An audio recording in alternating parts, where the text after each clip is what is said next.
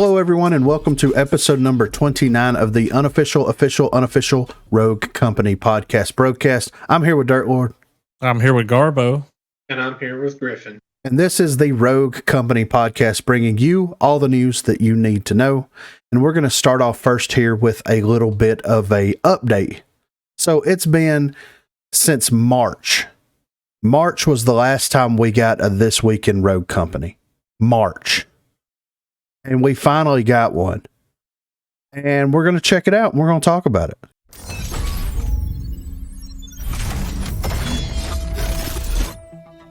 Hey everybody, and welcome back to another episode of This Week in Rogue Company. I know it's been a while, but I was off on paternity leave taking care of my baby. And now that I'm back, we have got plenty to talk about. In this episode, we are going to be addressing our solution to a long-standing community concern of gadget spam. The solution that we're pursuing is a Gadget Cooldown System with the goal of reducing the amount of throwable gadgets that you see in a match overall. Let's check it out. The Gadget Cooldown System is exactly what it sounds like. When gadgets are thrown, they will now go on cooldown instead of being used for good. The trade-off here is that when you respawn, you are not automatically given a new set of your purchased gadgets. When you respawn now, your cooldowns will just continue ticking on from where they left off when you died. We chose this solution to the gadget spam problem because it gives us a high degree of control over the issue. We can now control each individual gadget's cooldown behavior, giving us more freedom to finesse the changes instead of needing to make a blanket change on gadgets as a whole. Additionally, many utility gadgets that gain a second charge on their final upgrade, something like flashbangs or smoke grenades, no longer get the second charge, but instead have a 10% reduced cooldown reduction upgrade in the final slot. We've also made a couple of perk changes to complement this new system. We have added a brand new perk called Gadgeteer. This perk reduces your gadget cooldowns by 5, 10, and 15% for the rare, epic, and legendary versions.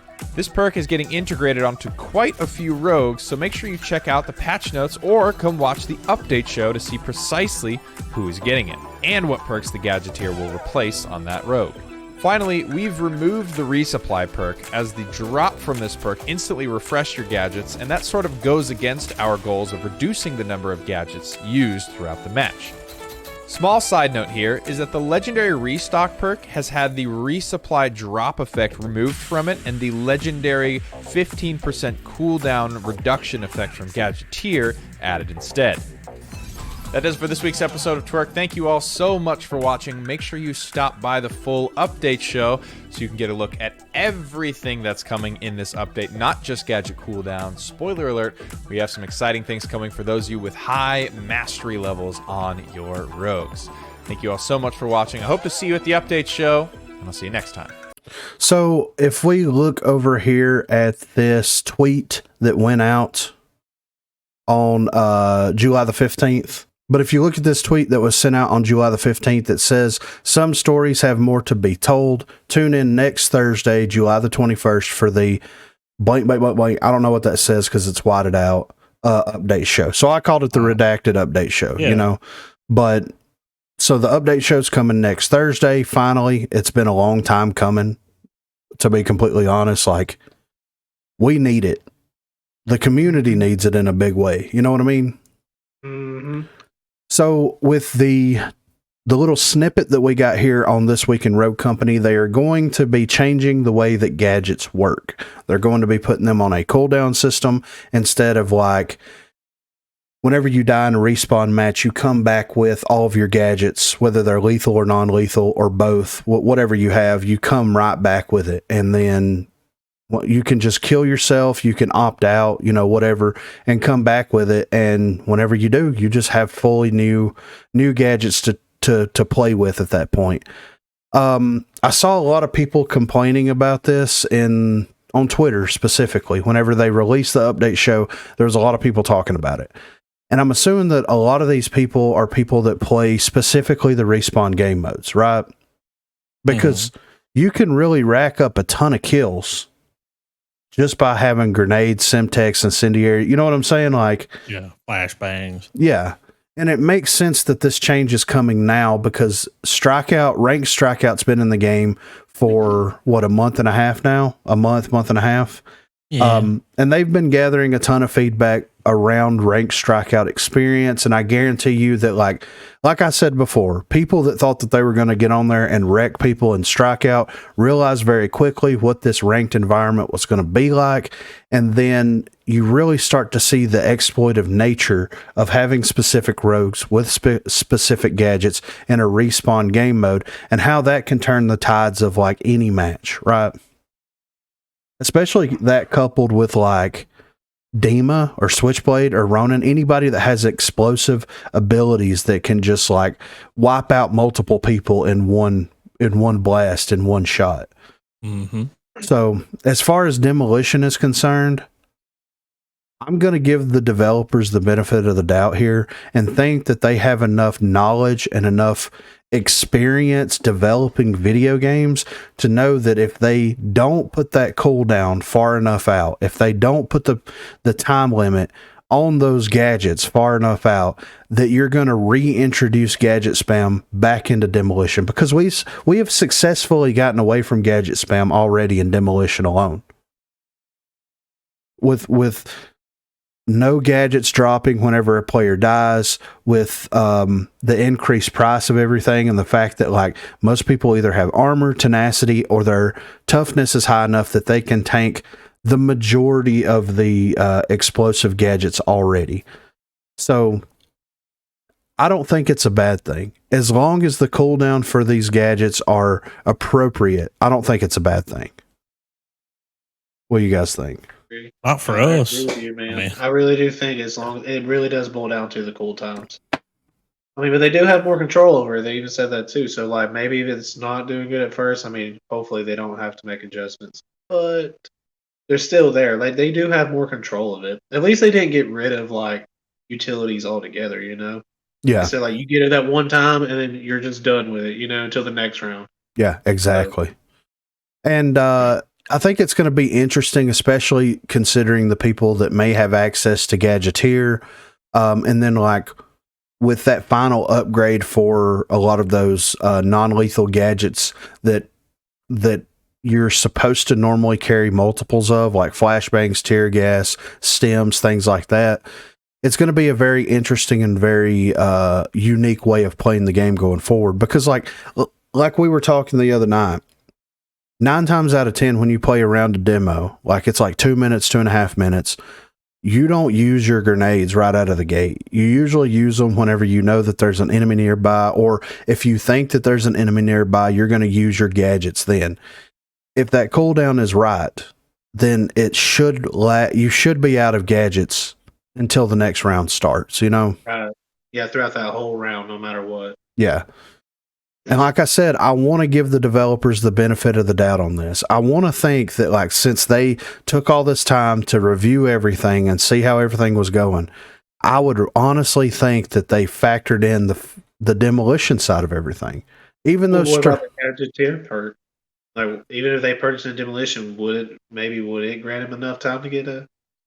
I mean, possibly, because I don't know if that video is an accurate representation, but Mac bought Legendary restock, threw the grenade, and it came back in 6 seconds. That's not good. If you get a grenade back every 6 seconds... Whoa. Yeah, exactly. It's like, get Mac... Don't even buy a weapon. Just use the warrant. Yeah, that's worse than before. Yeah, just use the warrant and get restock at the Legendary perk, and then just spam grenades the entire time. Drag out, dude. Yeah, exactly. So, Whoa. I think, and this also provides a lot of unintentional, or well, I guess technically intentional buffs and nerfs to certain characters in the game. So, this is definitely going to buff Runway in a huge way, because this is going to make Runway more crucial to the team being able to actually get those second gadgets right out of the gate. And it also gets the cooldown.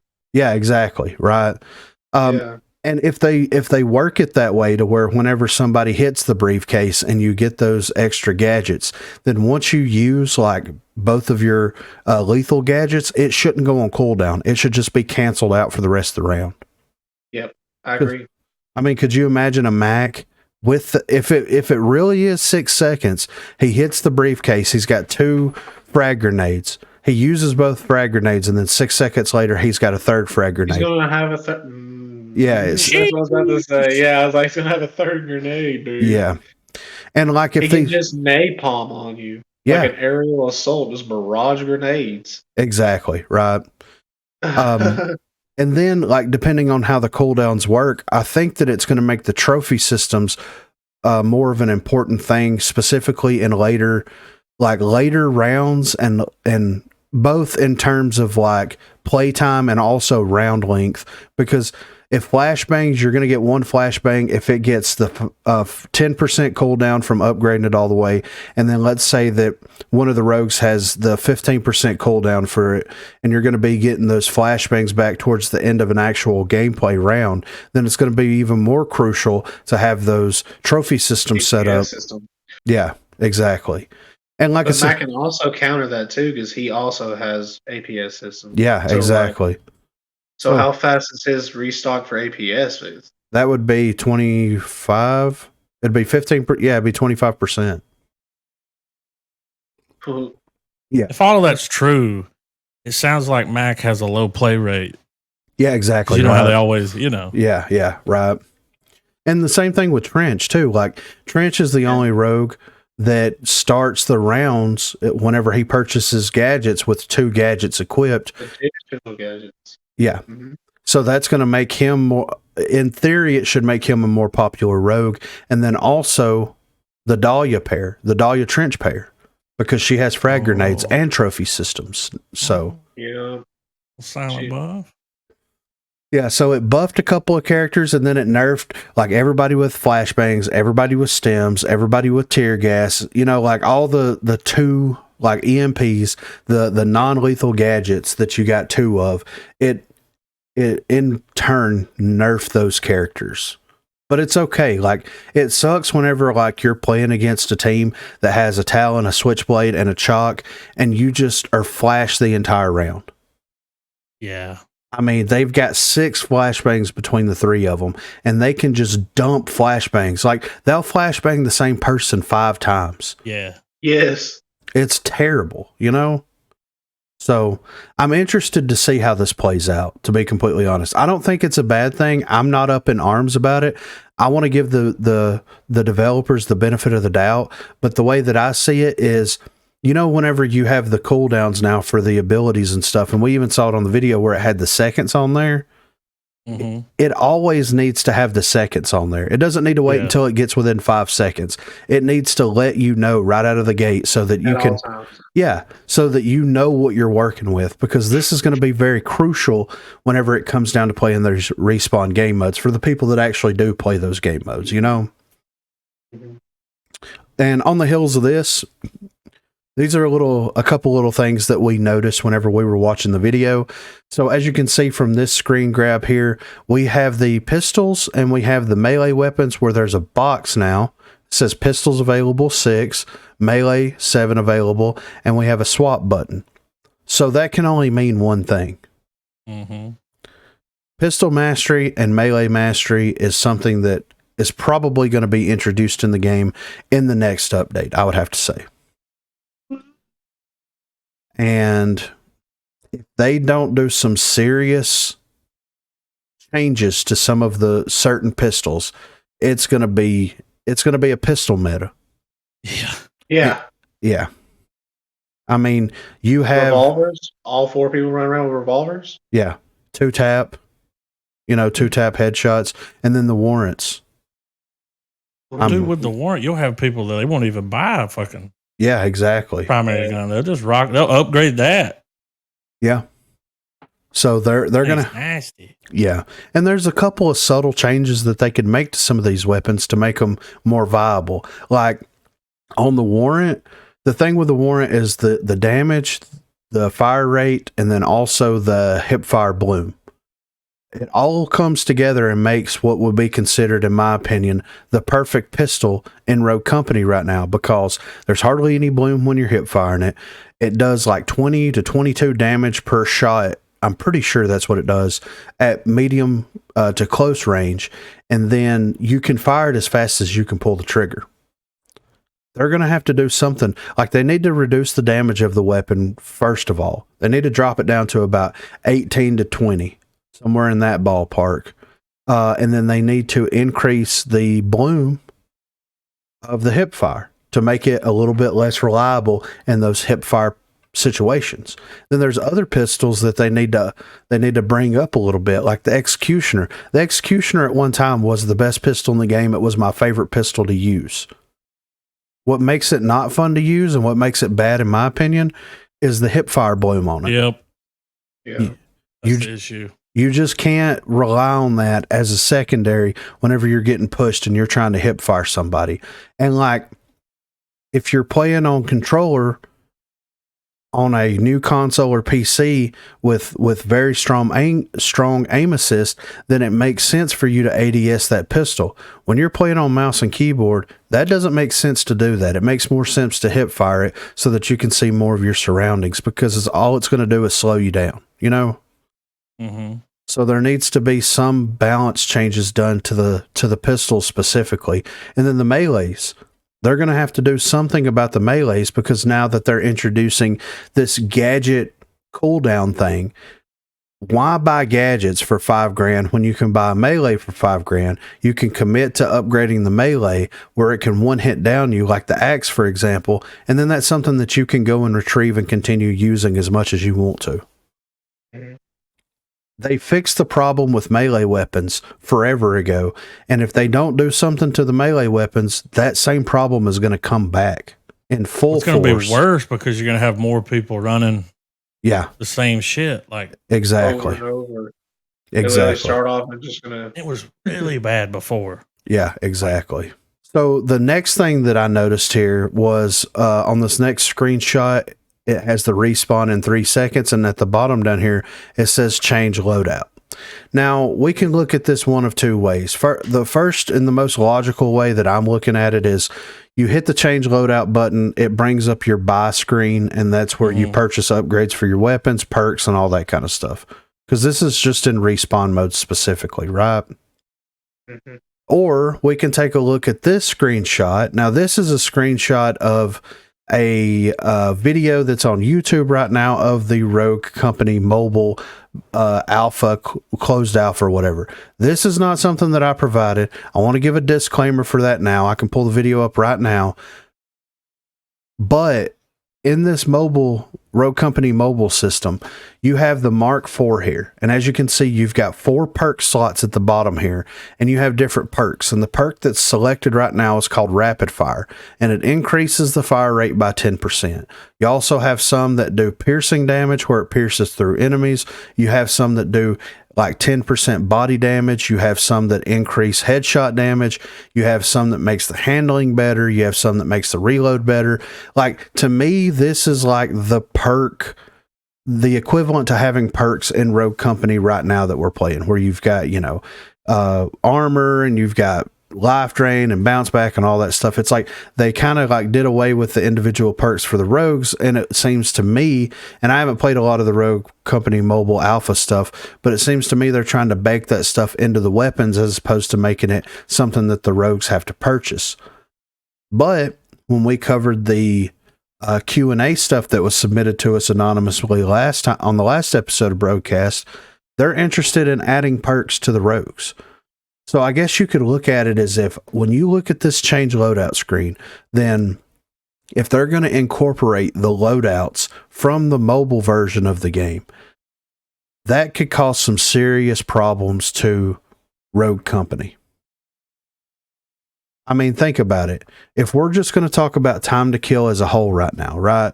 If you start increasing the fire rate of the weapon without it decreasing the bullet damage or doing anything to the handling to the weapon, because on the side over here it says fire rate goes from 7.52 to 8.27, but the handling stays the same, the body damage stays the same, and everything else stays the same.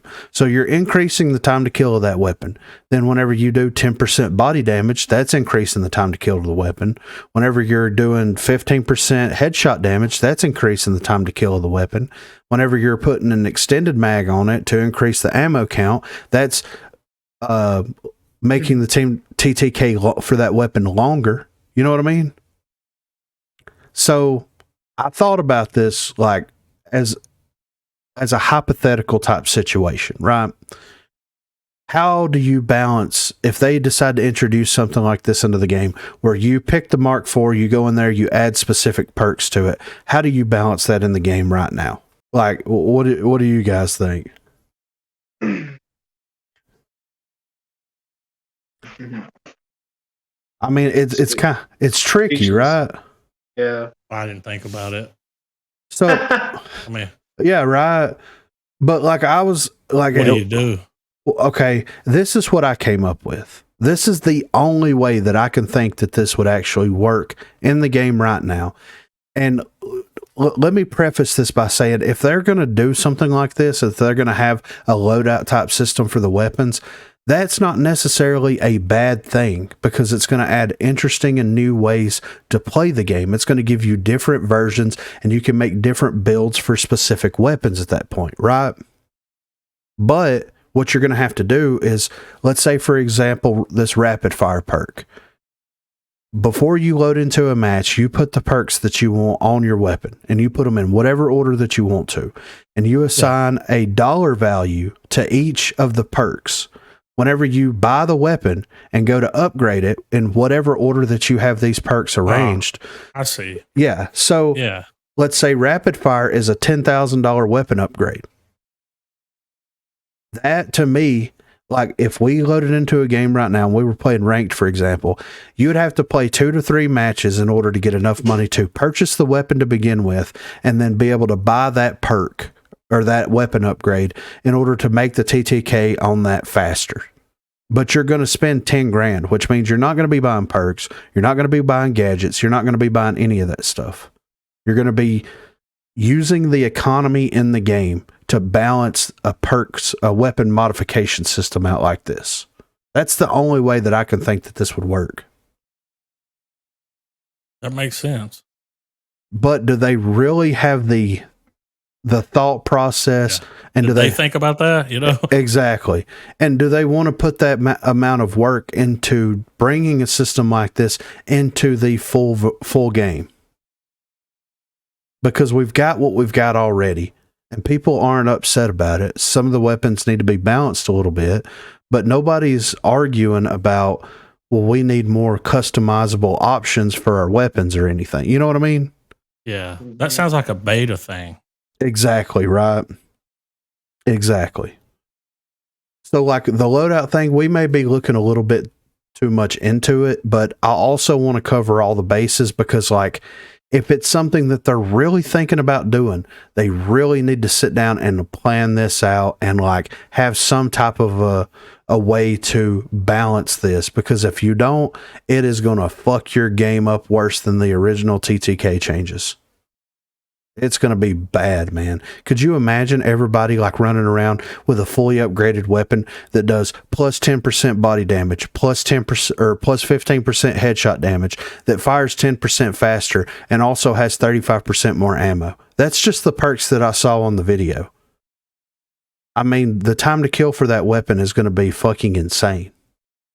You're going to be dead before you even know it. Sounds familiar. Exactly, right? And who wants to go back to that, you know? But yeah, it's good to have another This Week in Rogue Company come out. It's good to know that the update's coming out soon. So if they do the update show on Thursday, they'll open the PTS up on Friday, Saturday, and then we probably won't get that update until, I mean, they said the 21st is when the update show's happening, so we probably won't get it until the first week of August. And at that point, you've got 30 days left of your battle pass at that point, somewhere around 30 days left. So in 30 days, you're going to turn right around. You're going to do an update show. You're going to do show the battle pass off, the balance change. Like, you're not really going to be able to do major balance changes between those two updates. Like the system that they had before, where it was like a mid-season update that happened as close to the middle of the season as they could possibly do it. Yeah. That made more sense. You could do micro adjustments to things that are obviously broken and needs changes at that point, and then you can revisit major problems at a later date. I don't know what they're... So next up here, we have a post by Mini White Rabbit herself, she's back on her Rogue Company bullshit, as she said. And she posted this on July the 13th at 4:38 p.m. in the afternoon. And she said, "Hey, Rogue Company creators, big and small, I have a question. Small thread. Currently, we have a lot of hardworking creators who are too small for the main program. However, I was considering running a micro creator program. With a micro creator program, my goal would be to help lift you up as a small creator. That means community of practice space to connect with the bigger Roco creators and learn from them, access to the Roco creator resource bank, free battle pass, exclusive space in the Roco creator Discord, support for planning small tournaments and events, potential for some creator features. Also, this is obviously more grassroots and would not have access to the preview events and other NDA'd content, but would offer you all more support than currently exists. Thoughts?" And then she put a poll up, and as of right now, it's got 3 days left. There's 235 votes. 81.7% said yes, 8.1% said indifferent, and 10.2% said no thanks. So, what do you think about a micro creator program? Well, how do y'all feel about that? Because y'all are creators for Rogue. I just play and do the podcast, but Well, I'll make stuff. well, What do you think? okay, so Garbo, do you know what the current criteria for being one of the Rogue Company content creators is as of right now? I know you have to have like an average of like 1,000 views, right? Well, all right, here's the eligibility that you have to have, right? Give us the Okay, tell breakdown. me. Yeah, break it down. So this is on the actual Rogue Company website. If you go to roguecompany.com/creators, then it pulls this up. So basically, you have to be at least 18 years of age. You must adhere to our creator code of conduct. At least 30% of your content must be Rogue Company focused. Must sign an NDA to access select perks. Content cannot be dedicated to leaks or data mining content. So live streamers, I'll do live streamers and YouTubers, and then everything else I'm not going to worry about, like podcasters, social media pages. TikTok, Like we could talk about the Instagram. podcasters thing, but like anyway, so for a streamer, you have to have a minimum of 40 plus average concurrent viewers on your live streams for the last 30 days. Have at least two. This is one of On this game? Yes, No, yeah. One of the following, or if not, the more the better. So you either have to have a minimum of 40 plus average concurrent viewers in the last 30 days, have at least 2,000 plus views per VOD in the last 30 days, and produce high quality, engaging content that does not violate the creator code of conduct. For YouTubers, and you have to have one of the two. Well, I guess one of the one, I don't know. Minimum of 5,000 average views per VOD in the past 30 days, or have at least 1,000 YouTube subscribers, right? Mm-hmm. So, with that being said, if I go to Twitch right this second, right, Yeah. and look at how many people are watching Rogue Company people stream, what do you think It's usually well under 1,000, dude. Usually around 800, 700. Yeah. Like, Yeah. So so it's how? 765 There people you go. right now. And that is with... It's always that. Yeah, exactly. You Right. check it any time of the day. Yeah. And that's... I wish you could tell how many people were streaming the game. Let's see. 1, 2, 3, 4, 5, Yeah. 6. Because there'll usually be a lot. I can tell you how many streaming on PlayStation. And it's 15. It's 11 p.m. Saturday night. You know? Yeah. Mhm. That's peak hours, man. So there's 6 people per row and there's 29 rows. So what's 29 times 6? Hold on. 29 times 6. So that's 174 people that's streaming your game right now. That's Wow. currently live. 174 people, and you've got 750 people watching, right? So if you divide that out, that's an average of 4.3 people per stream that's watching. So realistically, how do you expect people to meet a 40 plus minimum concurrent viewership in 30 days? Mm-hmm. If we're going to speak on, because that's what we know right now, if we're going to speak on Rogue Company content creators specifically for YouTube, there has not, since Dr. Disrespect and Courage and all those guys played, there hasn't been a massive push on either streaming or on YouTube content creation since that happened. Whenever you're advertising that there's 20 or 25 million people that have downloaded your game, there was no spikes in content at that moment. Yes, there's been little upticks here and there, but I'm talking about a major spike. I'm talking about a major influx of people searching out that information and searching out content from content creators.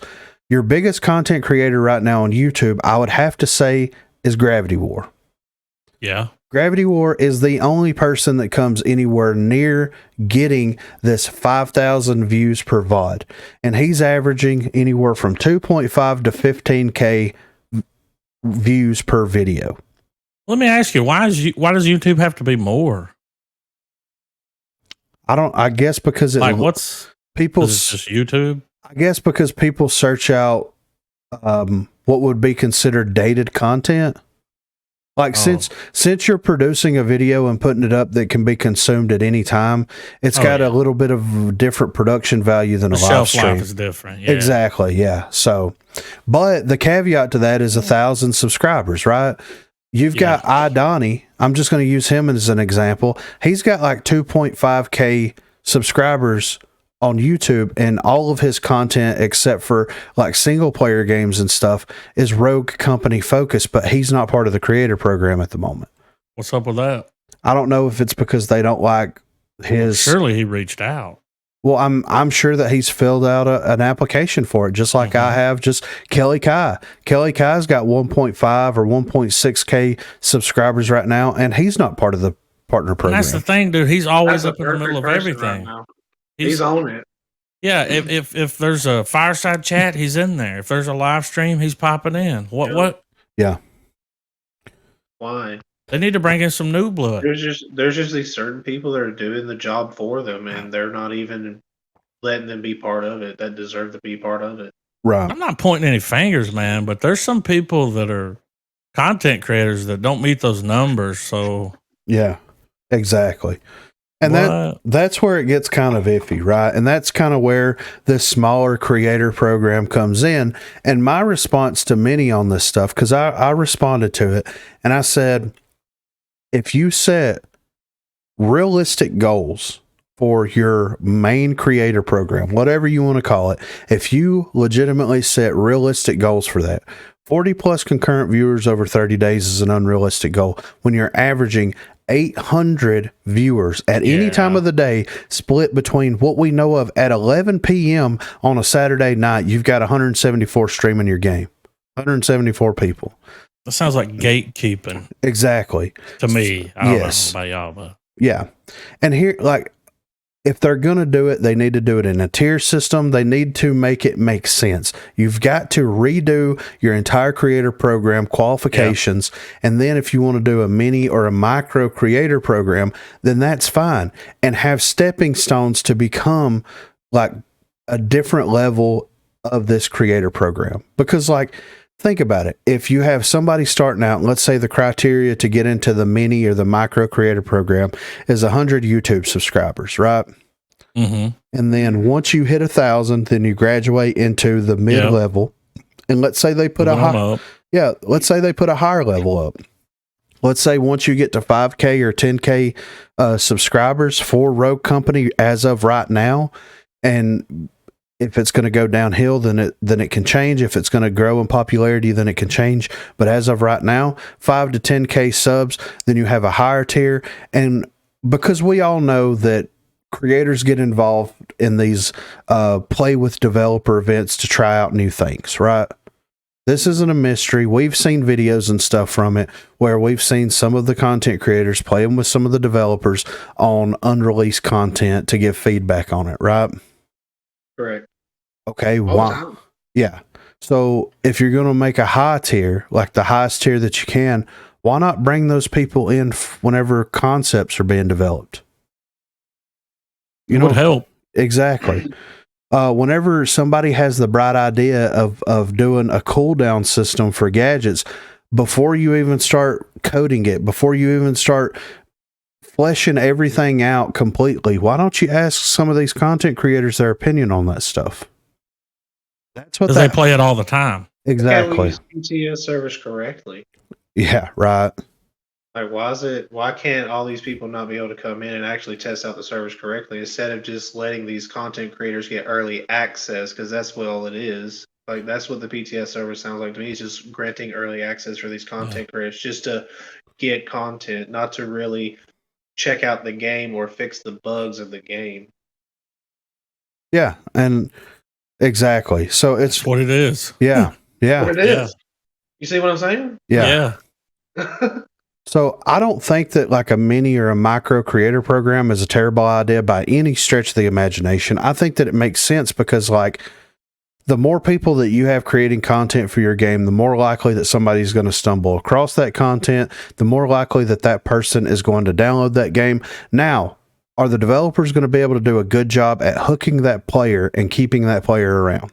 That's where they have to fulfill their side of that obligation. Let's ask Radthar. Exactly, right.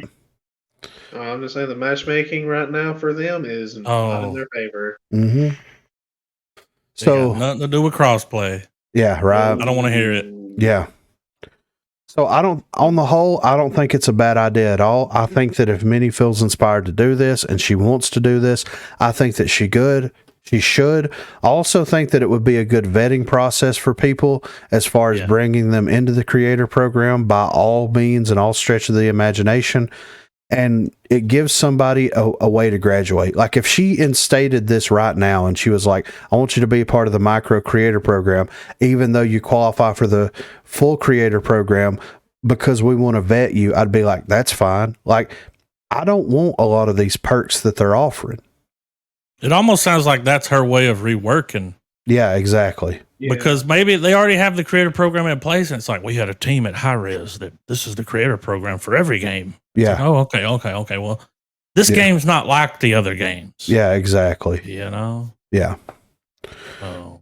So maybe she's going to make miracles happen, but it's good to see her back. It's good to see that. It is nice. Yeah, it's good to see This Week in Rogue Company back and an update coming soon. It's like the band's finally getting back together. Yeah. Minus Gandhi, but that's fine. Feels good, man, you know? Yeah, feels real good, man. Yeah. It's nice to hear from somebody.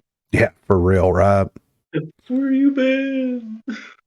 So next up, this is something that I wanted to hit on real quick. So this is what Minnie, she posted this on the Reddit page, server issues mega thread. If you go to the Reddit page, this is pinned at the top right now.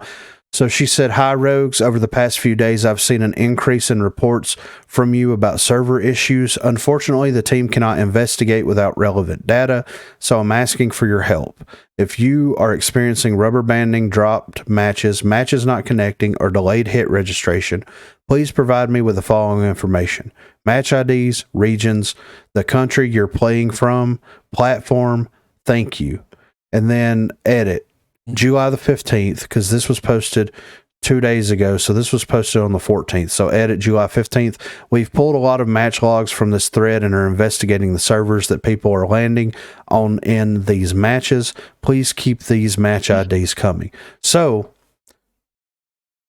it's good that this post exists. It sucks that there hasn't been any type of retweet or anything from the main Rogue Company account. I'm going to continue to say this until they get their shit together on their social media team. Like that's back on your bullshit. I'm back on my bullshit, dude. How fucking hard is it? Because she retweeted it. How hard is it for somebody to go over to her tweet that runs the Rogue Company Twitter account and press a goddamn button? Okay. You would think she'd have access to it. Exactly. But anyway, it's good to see that they're trying to make a push to figure out what the server issues are. I can tell you what the server issues are, but you're not going to want to hear what the server issues are. You need to get better servers. But what sucks is the fact that, like, she's been kind of more or less MIA dealing with personal things for the past 3-4 weeks, right?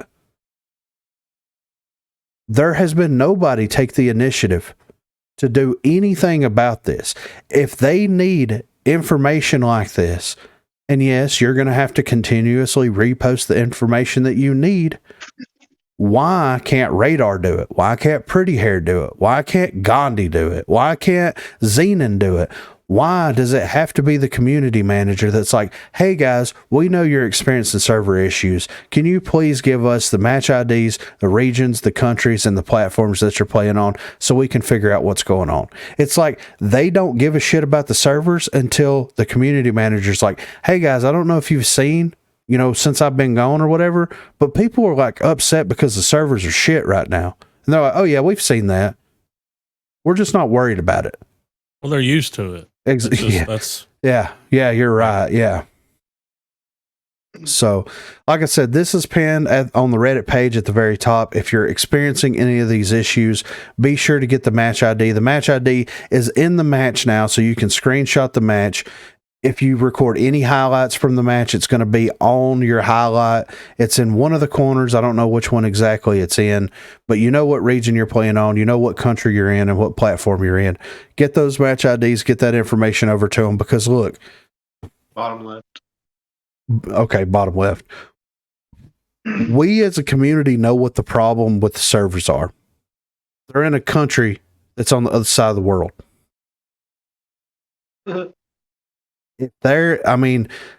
Unless they get servers in this country, we're going to continue to have these issues. There's a cable that runs through the ocean. Yeah. And back. Yeah. So if you're experiencing any of this, be sure to drop over to Reddit and drop a line. Yeah. You know what I mean? Drop the inflammations over there. Are we as a community it's funny that not giving them enough information? Well, it's funny that she's like, in the past few days, it's like, huh? Yeah. We know that How you've about been forever. Yeah. Where's the delegation? Like, we're in her absence. Who was supposed to be running in her stead? Like, somebody should have been behind the wheel. Nobody. I mean, clearly the car's on fire. Poor Minnie, for real. I mean, she's the one who's catching all this now. But yeah. Like I said, it is a good thing that we're finally seeing something. But I just feel like that even like in her absence, her coming back, she should be able to realize that there should be plenty of videos and stuff out showing all this already. All the rubber banding, the drop matches is not connecting. Everything that she's like asking for, all that stuff has already been happening. We've been uploading it. We've all been seeing it. It's all over the place. Yeah, exactly. Exactly. So next up, we're going to be talking about some more RCCS stuff. And I kind of want to preface this a little bit by saying, like, unless something major happens, or unless they have an announcement for what the RCCS fall series is going to be, or anything like that, this is pretty much going to be the last time that I'm going to cover, or that the Broguecast in general is going to cover any of this RCCS drama that's going on. Can't get any information. We can't get any information. And what we're going to do tonight is present the details that we have, and we want you guys as a community that listens to the podcast to form your own opinion and let us know what you think the issues with the RCCS is down below in the comments, or you can tweet at us at Broguecast. You can email us, broguecast@gmail.com. Just let us know what you guys think is the real issue with the RCCS, right? And we're going to start it off hot and heavy here. So Real Blue, we talked about Real Blue on the last episode of the Broguecast. He's been doing some incredible stuff at looking at Rogue Company through the prism of the esports side of the world, because he is a caster. He is someone that did work with Hi-Rez for quite a while, doing a lot of their Paladin stuff. He's helped with some of the Rogue Company stuff as well. And he's been reporting on a lot of this stuff on his YouTube channel. So if you're interested, go check all this stuff out. He did this incredible video called Why Kuhl is Banned. This is what he had to say. The definition of a calm person who lets his play speak for him. At Kuhl Matt has been a top player in both Paladins and Rogue Company. Now he is banned from the RCCS due to potential behavior, right? So banned for past actions, banned for past behavior. So when you pull this video up, and we're not going to watch the video is 30 minutes long.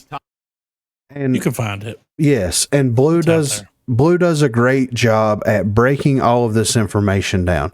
So long story short, Cool Matt doesn't like Rome.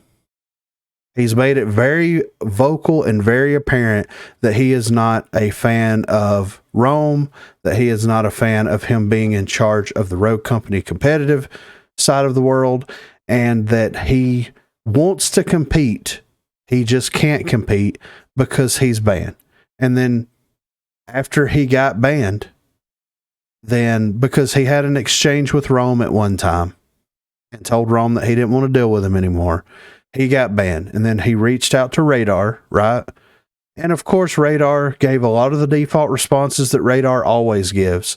Finally gets some information as to he was banned for his potential bad behavior or his potential explosive behavior, how he talks to staff, how he talks to other players and things like that, how he conducts himself. I want to make that apparent. How he conducts himself, how he talks to people, how he talks to staff and other players. Because this is going to come back around here in just a little bit, right? On the heels of this, Jake Lucky. I don't know if you guys know who Jake Lucky is, but Jake Lucky, what was that channel that he was a part of? Esports. Yeah. Esports news or Yeah, I can't remember. something esports. Yeah.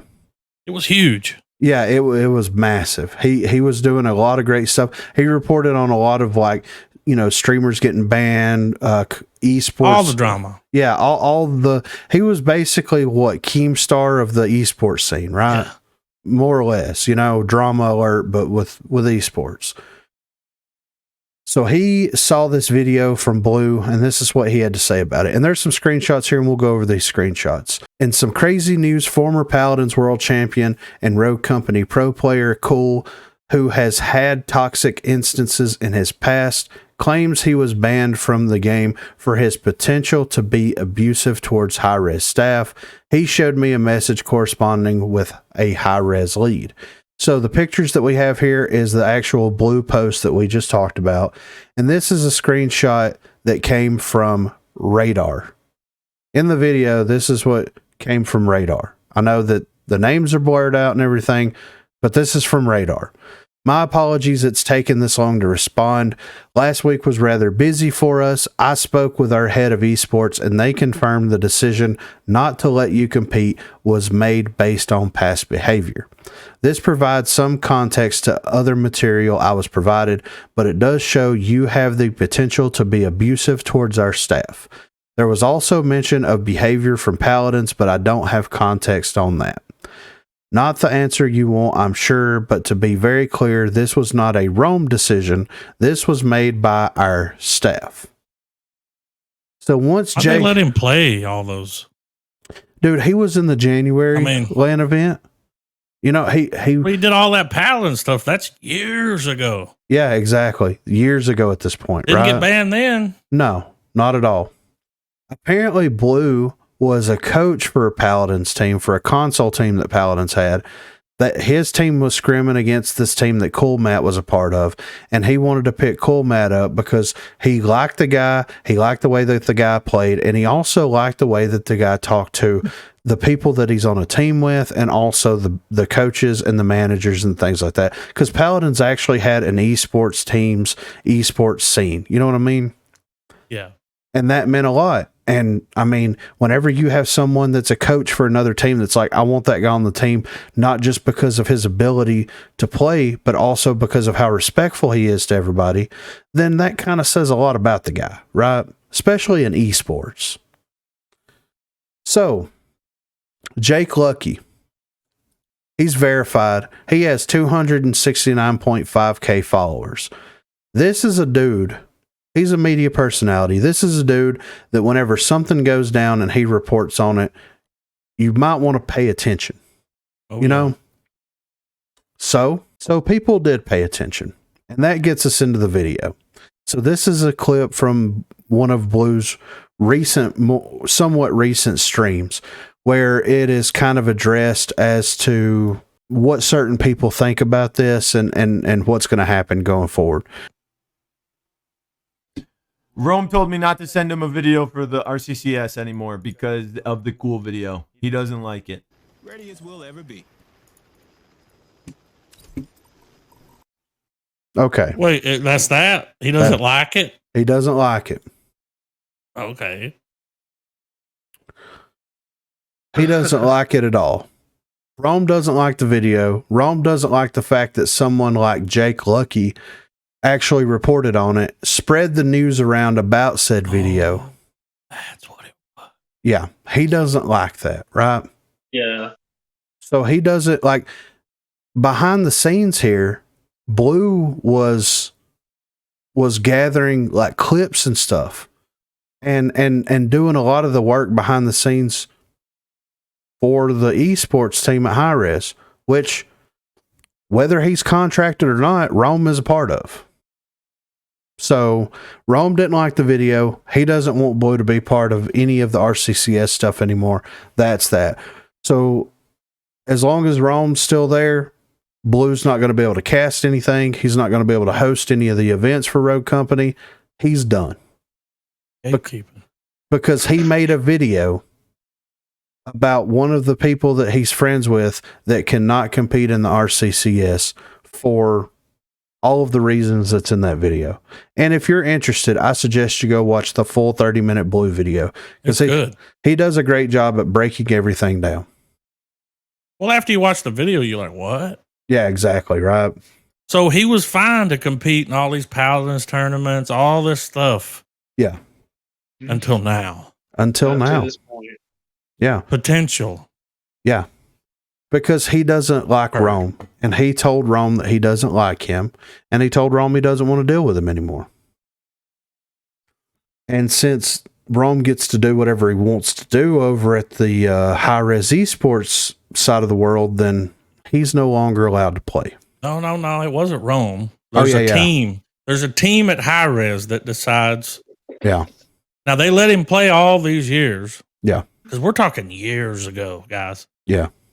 Years. Maybe what? 4 or 5? Yeah, I would think really? so. 2016, 2017, 2018. Yeah. It's more this 5 Yeah. 6 years. Yeah, exactly. So, on the heels of this, we have a former Rogue Company content creator who has since gone on to do, I'm not going to say bigger and better things because he's doing a lot of Apex stuff, but he's doing different stuff now, right? DiehardGG. And if you look this tweet up, it doesn't exist anymore, but we've got it. He said, "What the fuck is this on my timeline? From literally anything I've watched or heard from friends in the comp scene, this guy was relaxed and no issues at all. Sounds like the head of esports over at Rogue Company needs an ego check." Well, if it's the esports guys that did it, yeah, and they made the decision, then yeah. But whoever pulled the trigger on this, absolutely, you'll never get that answer for that. Oh no, not at all. There's a team that decides. Yes, exactly. They don't reply to emails. No, nothing. No. They don't care. No info. None at all. So the last little piece, the last little nugget that we have, the little nugget of truth that we have here, was something that was captured during the RCCS 2v2 ladies only strikeout tournament. And this to me is very interesting and paints a very, very, very clear picture. I don't know what's up with Spence and them. I can hear Spence or the other male voice communicating with Jess and Golden as a coach on Jess's stream. She's on the phone? No, she was on Discord. They were on Discord. Here, you know what? I'll hop into the Cord with Rome and see what they say. Or what he says. Let's see what he says. Terrifying. Oh my Yo, God. Rome. Yeah. Just so you could clarify for like me and my chat, but Okay, so how Spence and Joker were able to talk to Jess and Golden, were allowed for that to happen? Yeah, we talked about this in the chat multiple times.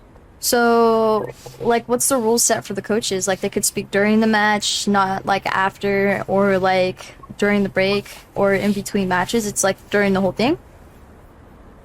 Yeah, that's what I'm really confused as to why this is even a thing, because, like, we all spoke about this in the No, chat. I'm confused, because I didn't see it in chat. But, like, I'm not mad at it. It's just my chat's confused. So, this is an explanation for my chat. Well, I mean, everyone was... You can literally scroll up in the ladies' chat. It was talked about a lot this morning, but that's fine. Yeah, coaches are allowed, just like they're allowed in any online tournament anywhere. That's never a problem in competitive anything. If you want 50 people in your call telling you what to do, that's fine, you can. But most of the time, people don't like that because it ends up making you lose, because it stresses you out and does all these other things. So it's usually a negative. Mm-hmm. If you want to, yeah, by all means, you can have as many people as you want in your call. Like, that's never an issue in any type of competitive setting ever. Like, there's rules at LANs, but when it comes to online, you can have a million people in your Discord call.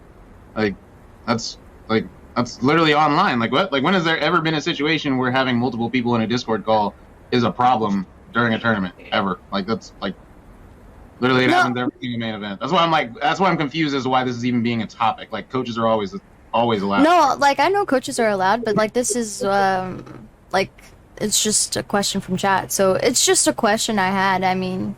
No, it's fine. I'm just more confused as to why the question is even being brought up in chat. Like, you know what I'm saying? Like, that's why it's more confusing. Because, like, everyone knew coming into today that coaches were allowed. There was coaches used in literally every single round of the tournament. Then all of a sudden in finals, people are acting strange like they didn't know it was a thing. Like, it's not been a thing in esports forever, and they're acting like today it should be different all of a sudden. Like, that's strange. But, yeah, that's why I'm more just confused as to why it's even a question from chat more than anything. So, that's all. But, yeah, coaches are allowed. That's fine. Oh, okay. So they could speak during the match too? Is that how it is in, like, esports? Like, they speak during the matches? Yes, that is how it is during all... Like, you can literally go to any online...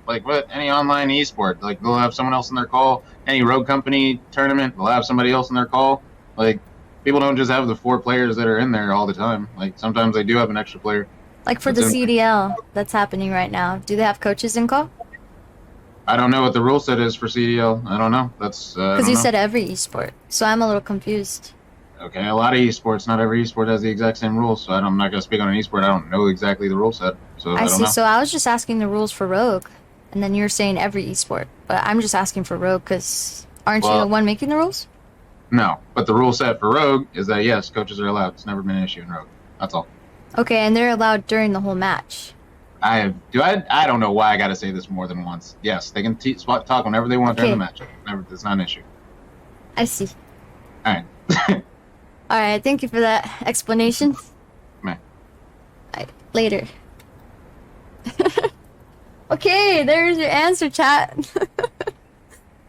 Yeah. It's just like let me see. You know what? Let's go back and check what they said. Because he said that it was in the group chat and I didn't read it. Like, I get so many messages. You think that I'm gonna... Hold up. Okay, let's see. Not sure why it'd be needed to be added to the rules. It's never an issue in comp. There is no spectators and everyone streaming will have a delay. So if you want 50 people in your call talking to you... telling you what to do, by all means do it. LOL, most people hate having extra people in their calls, so it doesn't happen often. There won't be coaches at LAN though. You're on your own there. So that's what he said.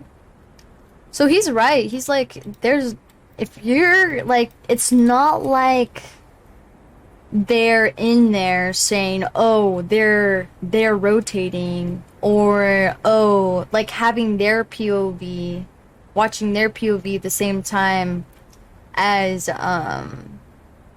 they're watching the game happen and unfold and giving the comms, because there is a delay, you know? So I could see where he's coming from, but it's like people who have never heard the rules before, it's like, okay, and then like you give the answer in that type of way, it's like it comes off across as like being a douche.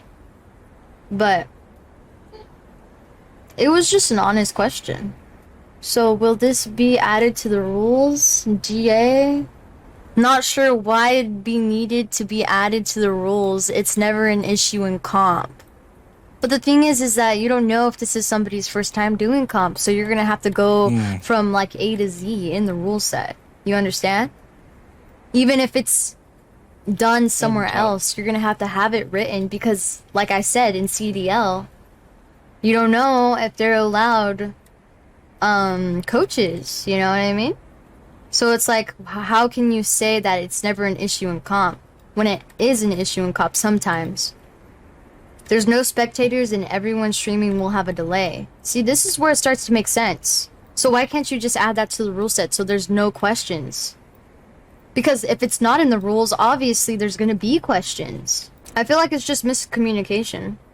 But it's not like they're telling them their position. Like, oh, they're camping left side, oh, they're camping right side. But it's just like the way that he answers the question too.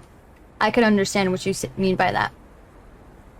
I feel like he was coming off defensively because he thought that I was asking him, like, why is this even a rule? You know, I'm asking it like, I don't understand the rule. Can you go a little bit more in depth?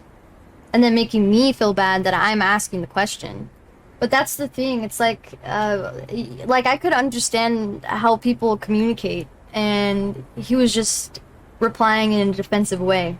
I feel like he just thought that I was saying, oh, why is this even a rule? Why? Why is this allowed? This shouldn't be allowed. I'm just asking, like you said, for clarification. But people communicate the way people communicate, and that is all right. So I think that we get a very clear picture of a couple of things from this video clip, right? Yeah. Yeah. I honestly think that whenever she called him and was like, chat needs clarification. First of all, he needs to understand that she's streaming. Yeah. And there's people that have no idea what the rule set for any of these things are. Sounds like she's in the competition and doesn't know the rules. Exactly. You know? Yeah, exactly. And he already sounded aggravated because he was annoyed as fuck, dude. Yeah, right. And at the same time, like I remember when this happened, because this was last weekend's at the time of recording this. This was the first qualification matches for the 2v2 ladies tournament. And there was a big thing there towards the end of it where it's like, okay, these people had, these people in chat with them. Extra set of eyes. Exactly. They had people like coaching them and stuff. And there was a lot of people on Twitter talking about all this stuff. Well, I'm not part of this. I don't know anything about this. You know what I mean? Like, and if her chat is asking a general question about it, then who better to answer that question? And then he's going to say, I don't know why this is even a question. I don't know why this is even an issue. And she's like, well, my chat wants to know. It's obvious that it's not the chat of the actual ladies tournament. Yeah. It's the chat where her viewers are asking questions about it. And I don't know how many times I got to say this. If someone said that to me, I would have responded in a very much different way than she did. Seems to be a trend with him. Well, where he says stuff like this to people and yes, they're like, fuck you, dude. Yeah, exactly. So whenever you look at Rome's Twitter page, you see a lot of things about respect on there. You see a lot of things about, like, whenever the stuff happened with Frag Out, whenever stuff happened with Drew, whenever stuff's happened with anything, it's always been respect. It's always been respect. Mm-hmm. If you want respect, you got to give respect. And I have not, in any situation whatsoever that we've investigated on this podcast, heard him show or express any type of respect to any of the individuals that he is speaking with. Every clip we see, he's been very disrespectful, dude. He sounds like a narc, man. But I mean, because that is, first of all, she's streaming. Why is he so mean? I mean, I don't know. Like, she's been real nice. Just, hey, had a quick question for My you. chat just needs I to don't even know why it's a question. We're not in the ladies' chat. Yeah, well, why does your chat need to know? That's the confusing part. None of their Why business. is that confusing? Why is it confusing that her chat needs to know the rule? Like, why is that confusing you, man? Yeah, it really doesn't make any sense why he approached. It was a pretty straightforward question. Yeah, right. And with him immediately turning defensive, and immediately, when I contacted him after one or two messages, immediately turned defensive. Whenever anybody like he was steering Drew into a specific direction where Drew lashed out, where Drew gets a suspension for 2 games. So he was leading the subject into a direction by speaking to him as if he was less than a person, less than an individual. And then you want to talk about respect, you want to get defensive, where people shouldn't talk to you that way. Well, you're talking down to people. Yeah. He just did that to her. Yeah. In front of all of her viewers. In front of everybody. And in front of us. Yeah, live. So, like I said before, I tried to reach out to these people. Still haven't heard anything back from the esports, whatever the fuck he is over at High Res. Haven't heard anything back from him. Haven't heard anything back from anybody. Don't know if anybody's watching any of this stuff that is part of any of this. Don't really care one way or another at this point. All I'm going to say is the RCCS, as of right now, currently, seems to be the most disrespectful, unorganized esports in the history of esports. I've seen people that stream put on better organized tournaments that are more respectful to the players than the entire high-res esports team. And anybody that is contracted under that banner of the high-res esports team is just as much at fault as the people that have their checks signed specifically by the guy over high-res. Well, what he said there, man, he was like, you can do it now, but at LAN, no, you're on your own. Yeah. Why is it any different? Yeah. And why is it any different? What's different about LAN? I can't have extra eyes telling me where people are at that I didn't see. Yeah. 'Cause that's what they were doing. I mean, so I don't know, maybe the fact that, like, okay, if they bring a coach along, then they're not only going to have to fly 2 people out for that team, but they're going to have to fly a 3rd person out. Right. But or you could just have your coach show up. If you win, you win. I mean, yeah. And also, like, it's not going to be broadcast. The 2v2 ladies strikeout tournament is not going to be broadcast whatsoever. At all? Like, no, not at all. Why are they? I mean, why are they flying them to Atlanta if they're not going to fucking broadcast it? A whole lot of money. Yeah, exactly. Exactly. And with that, I'm going to fucking curtail into the last little thing here before we get into the community section of the broadcast. But here's the thing. I've watched both of the qualifiers for the ladies 2v2 strikeout tournament. It's been very enjoyable to watch for the most part until you get dumb shit like that we just witnessed, right?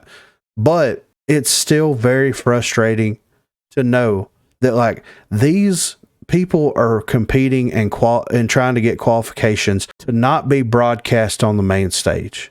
To not have the recognition of the high-res esports team, of the high-res esports league tournament, all that kind of stuff. It's not going to be broadcast at all. That's fucked up, man. Exactly. And then on top of that, you have 2 members of the esports team that's going to be casting the events at. Wait. And playing? Yeah, they're going to. So since they're not, I'm guessing that they found a fucking loophole for this shit, because the Cilliver, the lady that we just watched with her interaction with Rome, she is going to be one of the casters for the LAN event for the summer series. Yet she is competing to qualify to be part of the tournament for the 2v2 strikeout ladies only. You don't So- normally see that. Radar said that was a conflict of interest, He did. but he would He have did. to check and see if it is Yeah. a conflict of interest. Well, he has to check with the esports team, but they don't reply Yeah.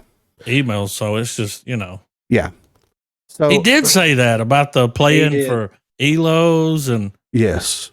It's a He did. conflict of interest, yes. And not only that, but there was also things that were said during these qualifying matches where the two individuals that are casting are like, we're going to land regardless of if we qualify or not. Technically, yes, you are going to land because you're going to be casters there. If they don't qualify for it, are they somehow going to get shoehorned in? Because they're going to be on camera because they're casters. but they're not going to be cast in the ladies tournament because it's not going to be broadcast. That's what I'm saying. They're casting the other one. Exactly. So, like, is there a loophole here? And, like, should they be allowed to compete? Is it unethical to allow them to compete in a tournament and then also broadcast? To me, that seems it's a little unethical. It's weird, dude. It's very awkward. It seems very unethical in a lot of ways, in my opinion. And the way I see it is if you want to compete in the 2v2, then you shouldn't be allowed to cast. If you want to cast, then you shouldn't be allowed in the 2v2. Like, pick one. What's weird, man, is she's a caster. He knows that. Mm-hmm. He knows she's going to be there. He probably had some say. Yeah. I would imagine. And her being there. He talked to her like that? Exactly. Whoa.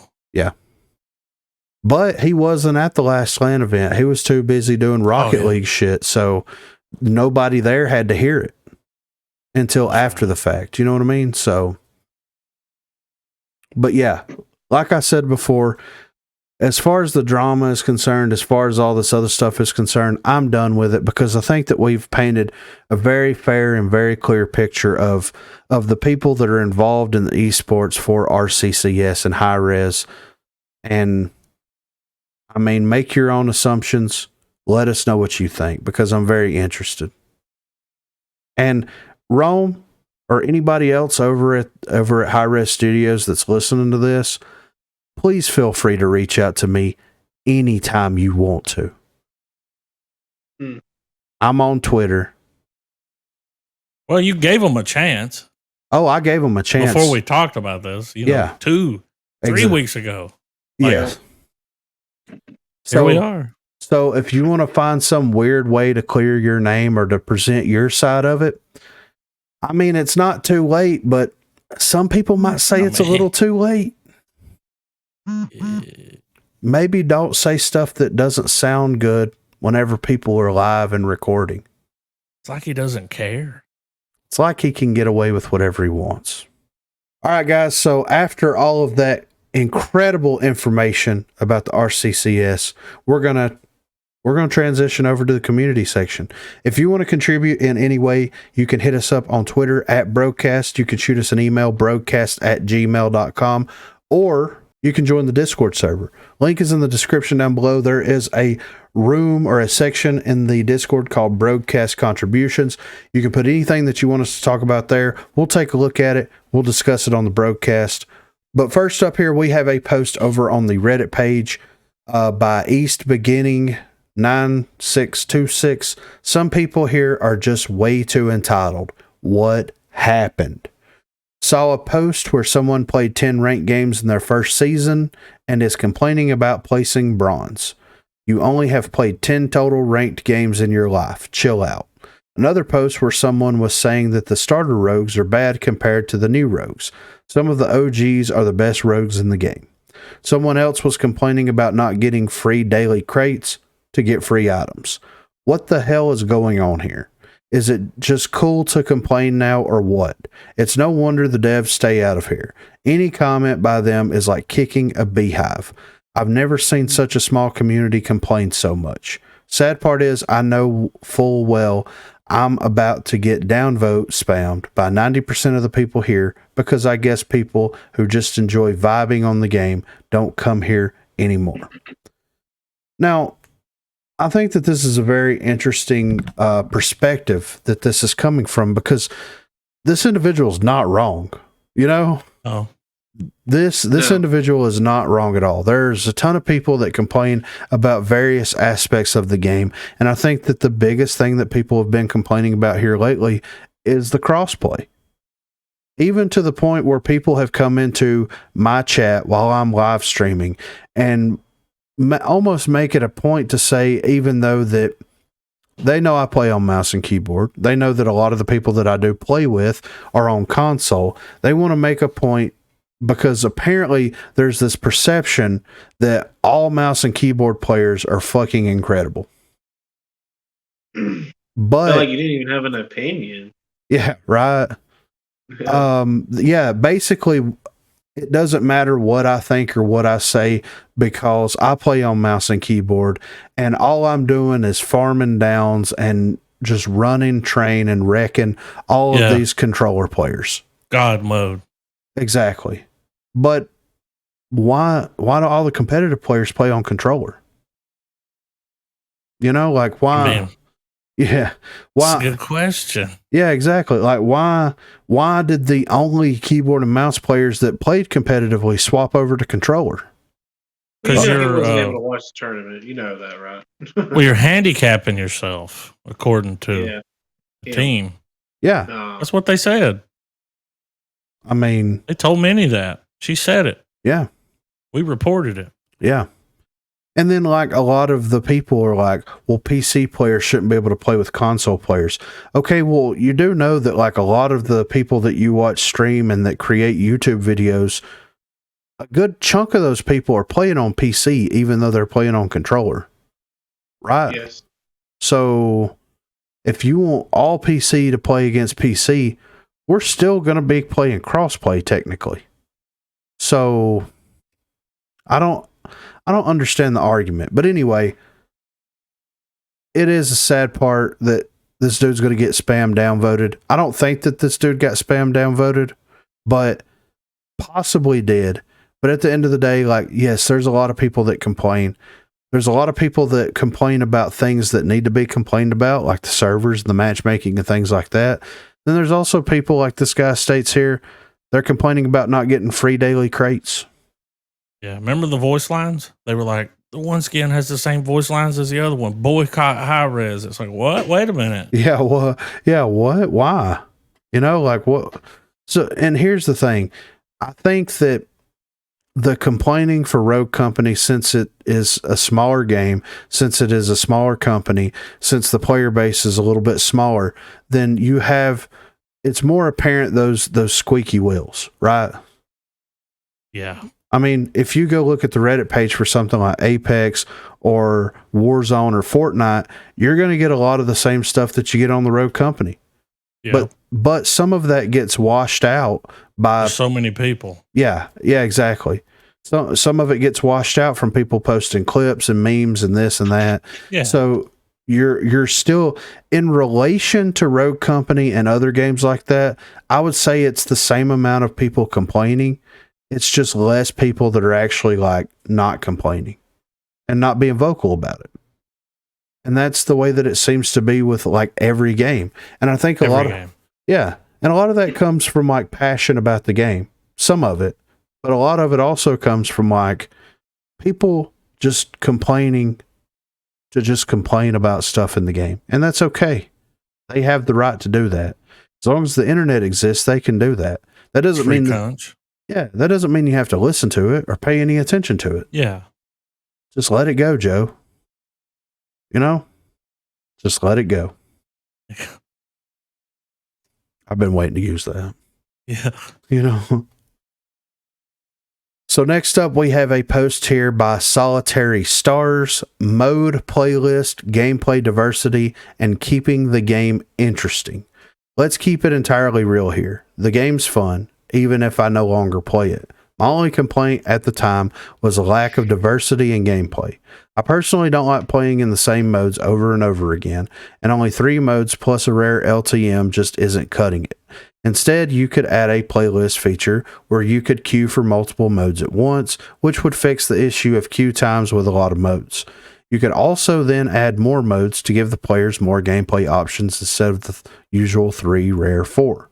New and returning game modes. So this is what this individual is suggesting. 6v6 Battle Zone Pass, Wingman Strikeout, Wingman Demolition, Snipers Only, Wingman Snipers Only, Extraction, 1v1 Random Weapon Arena on the Wingman maps. So I'm guessing something like not One in the Chamber, but Gun Game, something like that. Yeah, Snipers Only. Yeah. Whatever. Yeah. Again, this would help keep the gameplay interesting while adding more modes. And I think that this is something that the developers are currently working on right now. I think that they're wanting to add a multi-queue system for all game modes so that people don't get burnt out. They can play different stuff and vote on what they want to play. But I don't think that, the premier game mode hasn't been in the game in a minute. Battle Zone? Yeah. And 6v6 Battle Zone? Yeah. Oh. Yeah, that sounds awful. Bigger map? Yeah, exactly. The map's already too small to do what you're trying to do. So you're going to be putting 2 more people or 4 more people on there? I mean, come on, But I think that at some point they're eventually going to do something like this. It just, how long is it going to take? How many people? Too long. Yeah. How many people have you pulled from developing stuff for Rogue Company to work on the mobile version? I mean, once you start splitting departments down into working on 2 different versions of the game, realistically, are they going to be able to innovate? And no. The answer is no.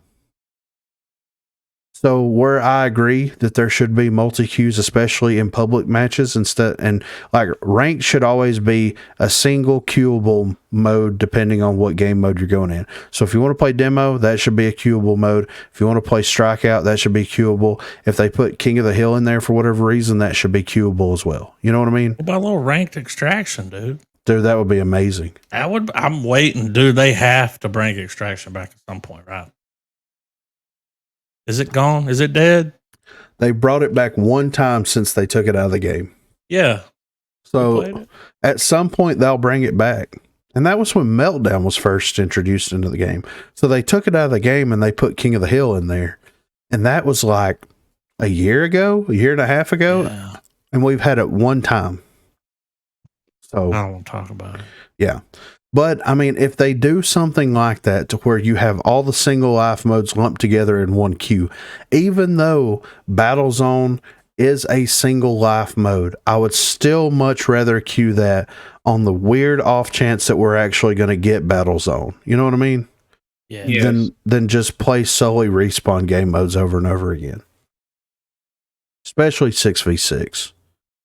Yeah. It runs so bad, man. It gets really janky and hitchy. If rubber banded, woo!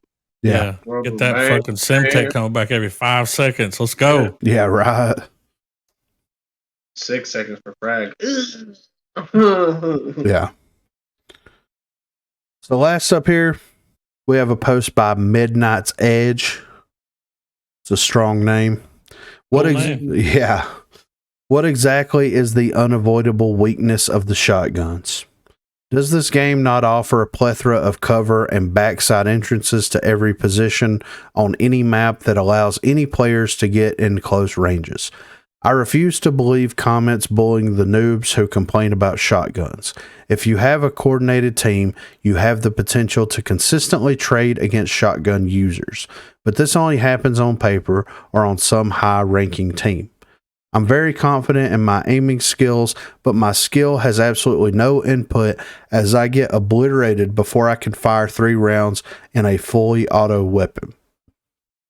It's not like you can laser someone in 0.9 seconds, 1.75 seconds maybe, as they're dodge rolling between cover, either as they inch their way towards you either. It's a lot of either. And add in very questionable balance perks, and you have an absolute stomp of a game. I even started playing Sigurd to try to turn the tables. You have to preemptively activate her shield since her guard takes about a second to actually block frontal attacks. As we all know, shotguns can kill you in less than a second. Your only hope is to fight broken with broken and bring an 1 3/4 health bar anvil. Why does this community support shotguns? So I wanted to bring this up. This is, I've seen this post about shotguns from various different people, from various different perspectives, ever since we started doing the Broguecast. Yeah. And here's what I'll say about the shotguns. I don't know if this individual played whenever the arbitrator meta was there. I don't know if they played whenever the objection meta was there. I don't know the experience that this individual has playing. But they made a massive change to shotguns where it had that percentage, if you hit, 1 to 3 pellets, it does this much damage. And it's this changing, evolving shotgun damage system, which made the shotguns more viable because they went from being not really viable at all.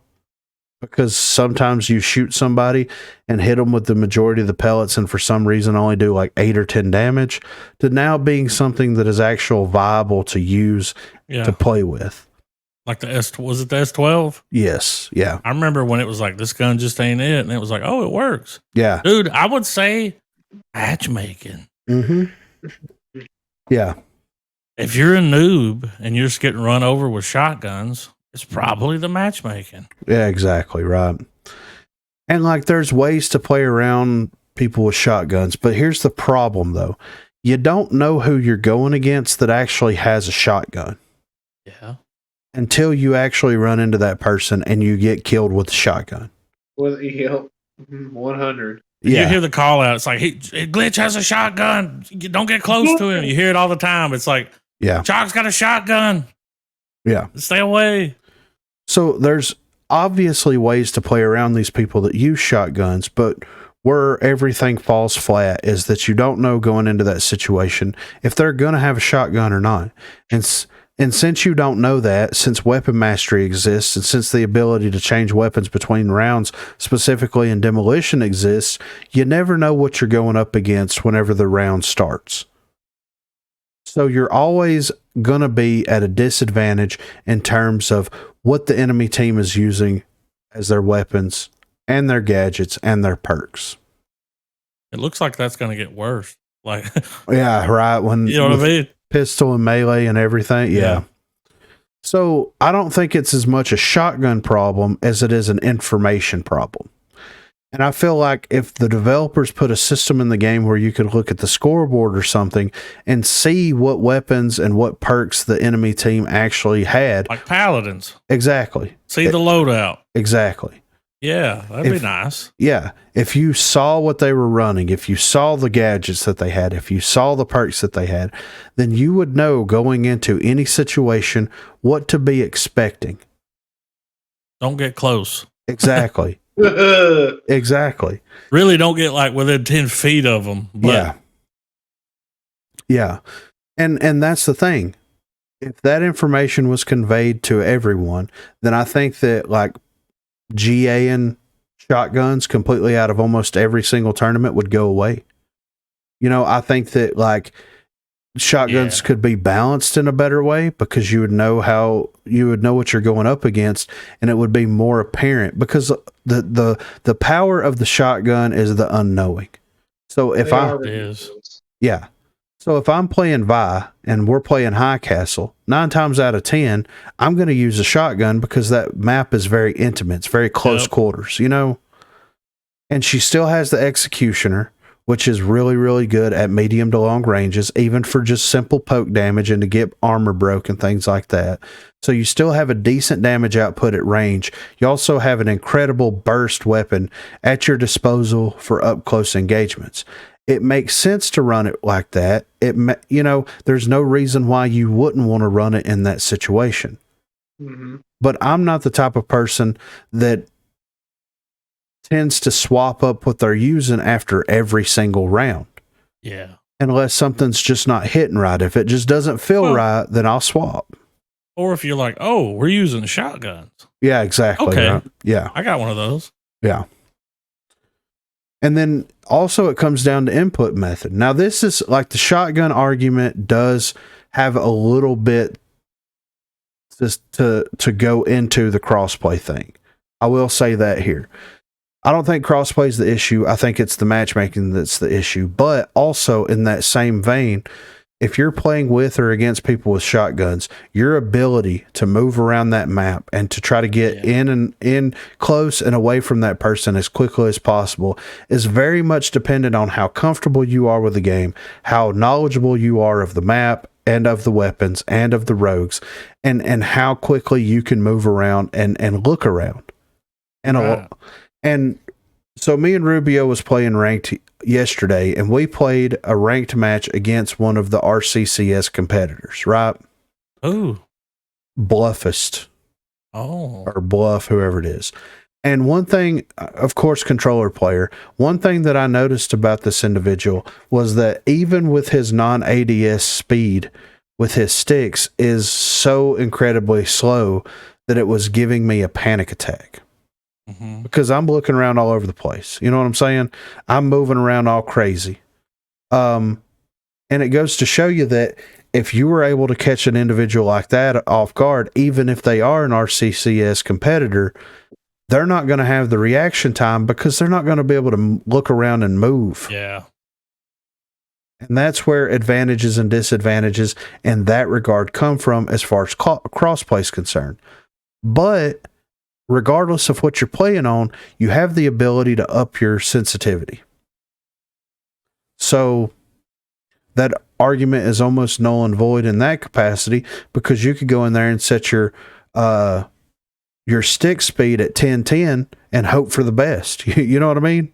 Mm-hmm. So I don't think shotguns are the problem at all. I don't think it's the crossplay that's the problem, even though that now that you know that crossplay has been enabled, if you're playing on controller and I'm playing on PC and we're both using shotguns, I'm going to be able to move around at a better advantage than you will. You have a mouse. Yeah, dependent on how your sensitivity's set up. Yeah. But that's on them. Yeah, exactly. But it all really comes down to information.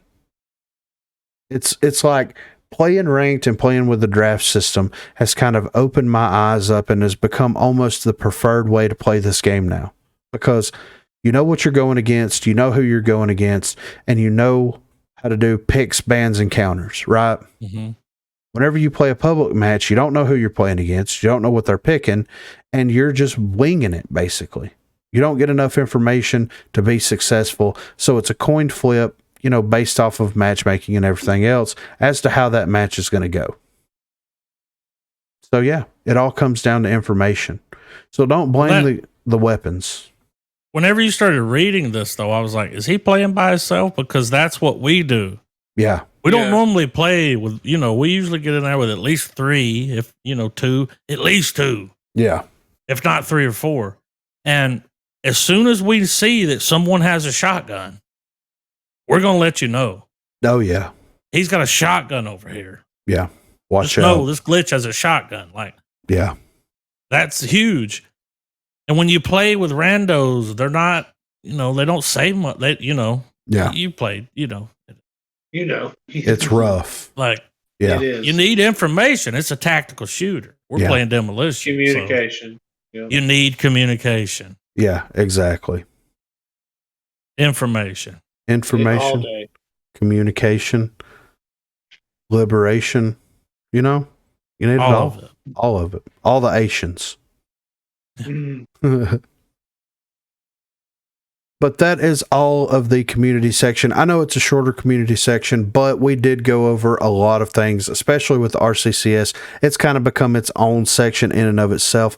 And like I said, I'm not going to go over that until we have some actual legitimate information. I think that we've already pulled and prodded at what the real issues with that are. So when we go back into the next episode of the Broguecast, it's going to be full on either interview or community section covering community topics. But if you want to contribute in any way, you can hit us up on Twitter at Broguecast. You can shoot us an email, broguecast@gmail.com, or you can join the Discord server. There is a section there called Broguecast Contributions.